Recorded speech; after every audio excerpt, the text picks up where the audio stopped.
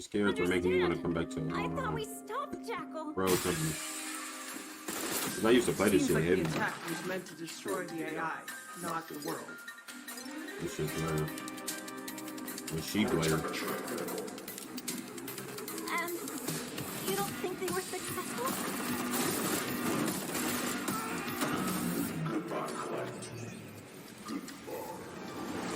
I think that's what they want us to believe.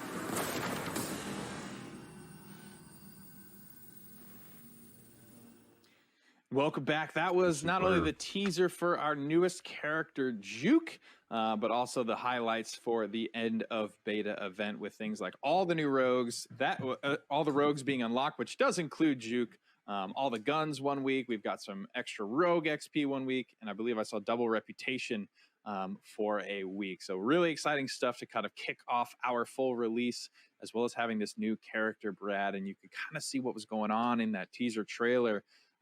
She's a scientist. She's a very, very tech-heavy scientist, a brilliant engineer that has constructed one of the world's first true artificial intelligences. But a Jackal attack left her life's work destroyed at that facility. So she's really just looking for answers. That's kind of her main driver right now, why she's come to Road Company. She wants to understand why somebody has gone after her life's work. And a very impactful piece of work that it is. Definitely some implications there and some mysteries to be unveiled. You get a little look kind of at her kit here. We've got the laser defense drone and the Juke boots, some stuff that we're very excited to show off in game. We're going to hop into the shooting range with the brand new character Juke and show off a little bit more about this combat kit.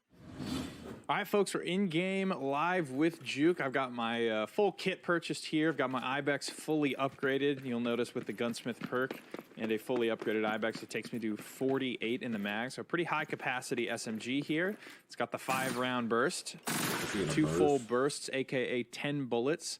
Will take somebody out from close range. Pretty powerful, pretty effective SMG. Can be pretty good on the headshots too if you're good at controlling the burst.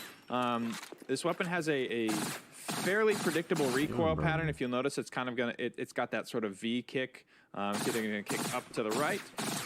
Sometimes it'll kick up to the left too. So being able to pull down and then quickly adjust to whatever horizontal direction it's going is kind of how you're going to control it. You know, I've got the warrant here as my sidearm. I've got the combat knife as well, if you're interested in that stuff. Shout out to the Rambo skin combat knife. Now for her passive, if you noticed when we were on the rogue screen, it's called the Juke boots. Your dodge roll is replaced by a rocket dash that travels further and faster than a standard dodge roll. And the kicker is it can be used mid-air. So I can traverse larger gaps than other rogues. I can use this creatively with zip lines, jump off halfway, and then dash over to different platforms and stuff.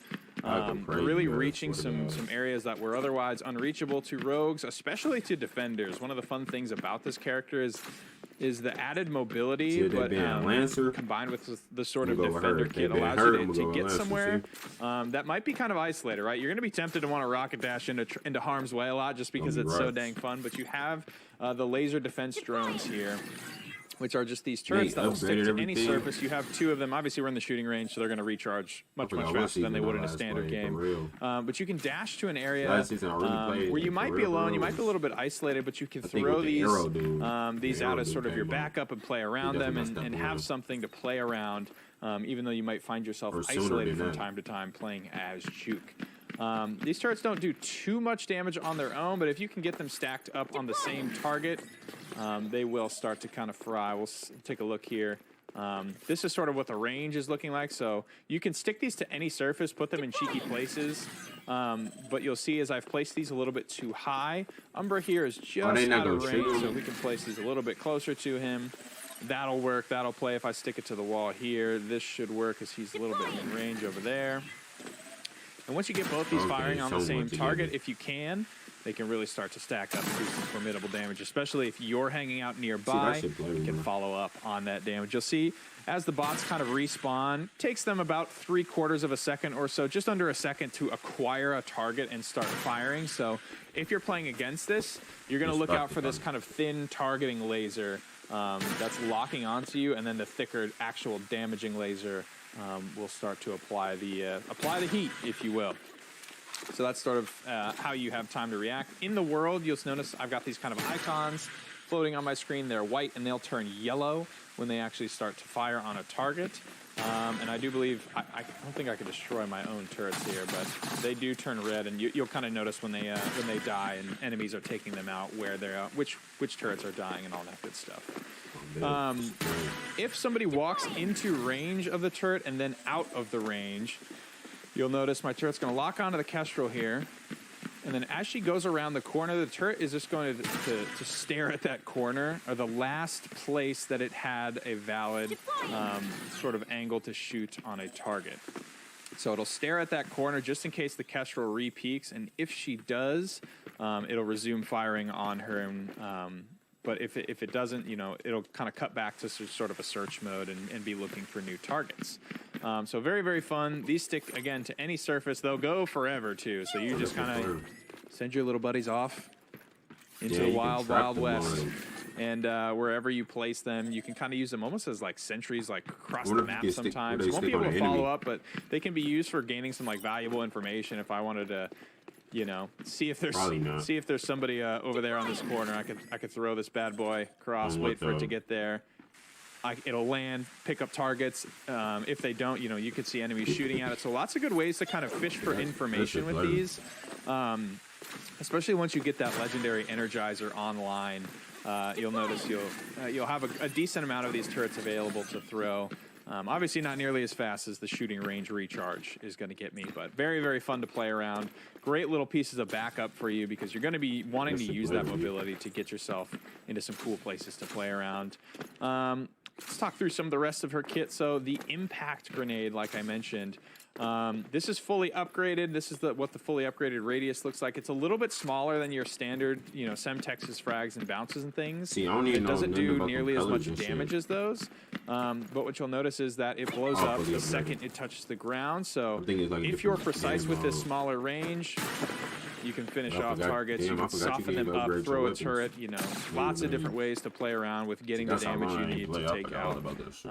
one or multiple targets if you're playing the kit effectively. So very fun, very fast too. The thing about the impact grenade is it keeps up with Juke's pace. As you're dashing through the air, it feels good to kind of throw things, and maybe you're getting above somebody over the cover and you want to just have a grenade that can keep up with the pace that you're moving around the map. Fun little combos to do there.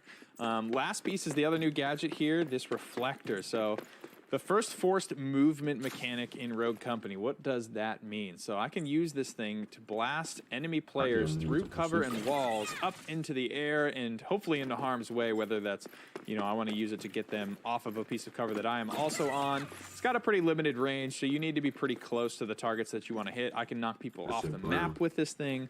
Lots and lots of fun stuff that you can do with the old reflector. Bro.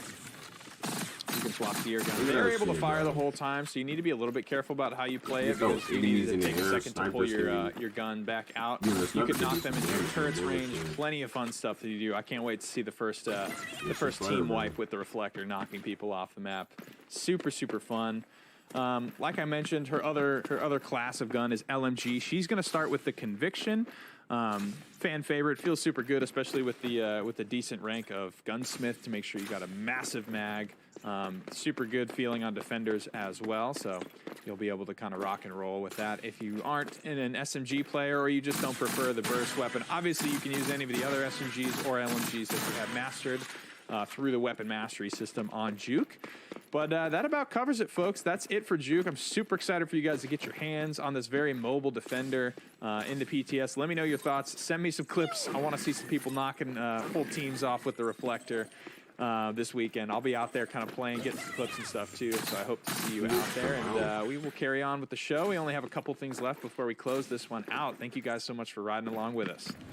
So that does it for Juke's Combat Kit, guys. Thank you all so much. We hope you're excited to play the new character. We hope you're excited to get in there with the end of beta launch event. Remember, we've got 4 weeks lined up of very fun in-game bonuses, things from free rogues to double rogue XP, free guns, all kinds of great stuff coming at you. We've got a brand new battle pass. We've got strikeout rank. We've got supply drops. We've got human backfill on in every queue that's not ranked. Lots of good stuff to celebrate Rogue Company coming out of beta. Thank you all so much for taking this journey alongside of us and making Rogue Company into the best game that it can be. Brad, what are you most excited for in the Operation Daybreak update? Oh man, Juke is phenomenal. We've all been playing her a lot, and the dash, the Juke boots. It's got to be bouncing people off the map. That's quickly become your thing. Yeah. I think one of the best things is you use the Juke Stop boots, gaming dash at in people, and then you 2022. It blow them doesn't off make the any map. sense to game without getting something back. Yeah. In today's video, we'll be checking out Rogue Company perks and her armory. Let's jump into it. So let's first talk about her speed and toughness. So her speed is 3 out of 5, which means she'll move 5% faster than those at base. And her toughness is also 3 out of 5, which means she'll get a 3% damage reduction. So let's have a little read of Juke's bio. Juke is the woman responsible for the creation of the world's first true artificial intelligence, a brilliant scientist and an engineer with multiple PhDs. Juke worked for Fermi-62, but joined Rogue Company in search of answers after her life's work was destroyed at Fermi-62 Psychon facility. Now, as we can see from the front screen, she is actually going to be a defender, so it focuses on securing objective locations and slowing the enemy's advance. Her ability then is the laser defense drone,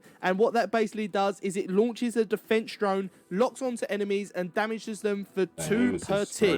So if you have 2, that's doing 4 per tick, and I must say is easily destroyable. Her passive Juke boots is literally so much fun. You get up to 3 charges and you can stack them simultaneously. It takes around 2 seconds for each charge to refill, and you can link it to Dahlia, and Dahlia also gets this passive as well. So you have 2 people on your team that are just dying around like crazy. So this is the default Juke common outfit, and she actually just breathes and looks really, really intelligent. She's got like the virtual reality headset going on there, and the scientist sort of vibe you get from it definitely matches the bio that we just read. And best of all, she actually gets a heirloom. I'm just joking, but she is juggling around the spanner. Maybe we'll see something like that in the future, but it ain't Apex Legends, okay? And this is her alternative, and this is the company she worked for before she joined Rogue Company, and this is the Fermi-62 Juke skin. And for me, I actually prefer this skin. You got the virtual reality orange headset this time, and the colorways do look really, really cool. And we see the heirloom return again. But let me know which one you prefer in the comments down below. Now, in her armory, she has access to either the SMGs or the LMGs, and she's getting a brand new gun called the Ibex, and we've got some gameplay of this coming out tomorrow and some really cool stuff that I want to show you with Juke. So make it powerful, and a few maps, and I said enemy has nimble hands, resupply, and life drain. Life drain is actually really good with this rogue. Just watch this clip on the brand new Rogue Juke. I was thinking if I'm here and you do the push and you like try and push me, oh shit, yeah, actually works. Push. Oh shit, actually works. Most powerful gadgets that there could be in Rogue Company. What the fuck type of map is this? Beginning of this video, Juke has one of the most